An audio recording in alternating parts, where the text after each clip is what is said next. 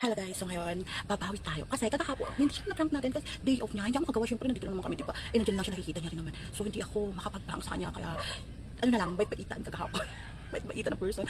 Kaya ngayon, babawian kita. Ang gagawin kong prank, eto. Eto, tubig, tapos, lalagyan natin ng tuyo. Para kunwari, ano lang siya, coke, tapos bibila ko yelo. Kaganan ko. Oh my god.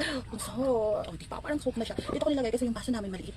So, hindi ko magagawa yung prank ko kung maliit yung baso. Ito na lang, kasi matakaw yun sa soft drinks. Kaya ito. Ito, tapos bibigyan ko siya ng yelo, lagyan ko siya ng yelo, para kala mo, soft drinks talaga, di ba? So, may kalukuhan na namang nagagawa tayo. Kompleto rin yung araw natin. Mamaya tingin nyo na lang, bibigyan mo na ako yelo, babush. Para malamig para pagdating niyo, kunwari ko. Oh, di ba? Prank pa rin. Hello guys, ayan yung yellow natin. Tapos, nilagyan ko na din ng yellow. So, tignan nyo naman guys, para siyang coke talaga. Diba? Kaya, tingnan natin kung anong reaction niya. Pasensya ka na nakapagkasal ka ng kulit. Tingnan natin yung reaction niya mamaya guys. Hala? Ano na ulam natin? Nag-ano ako ng coke. Palista ka rin? Hindi ako nagpalista. Bumili ako yung maliit lang. Pa-try na lang. Nag-ano din pala. Ano to?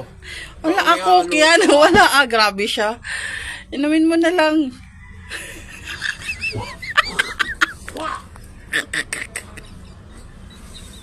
Ano to? Toyo?